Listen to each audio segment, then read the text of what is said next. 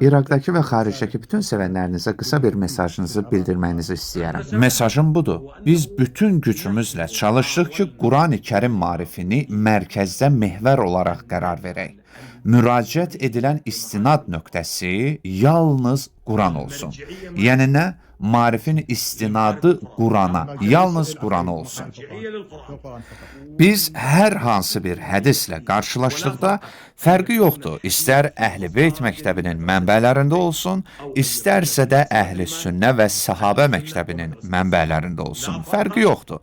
Mənim üçün hər bir hədisin qəbul meyarı onun Qurani Kərimlə uyğunluğudur. Buna görə də mənim rəvayət irsinin doğruluğunu qiymətləndirmə meyarı adlı 400 səhifəlik kitabım var. Orada demişəm, biz hansı meyarlara əsasən rəvayətin doğruluğuna qaydırıq. Haqqımda deyirlər ki, o hədisləri qəbul etmir. Bu doğru deyil, mən hədisi qəbul edirəm. Lakin mərhum Seyid Xoyi və onun tələbələrinin etimad metoduna əks olaraq. Onların metodu belədir ki, əgər rəvayətin sənədi zəifdirsə, ondan istifadə olunmaz. Mən isə deyirəm, bu rəvayətin sənədi zəifdirsə, onu Qurana təqdim edirəm. Əgər Quranın ümumi prinsiplərinə uyğun gələrsə, sənədi zəif olsa da onu götürürəm. Yaxud əksinə, əgər sənədi səhih və etibarlıdırsa, lakin Qurana ziddirsə, sənədi səhih olsa da onu qəbul etmirəm.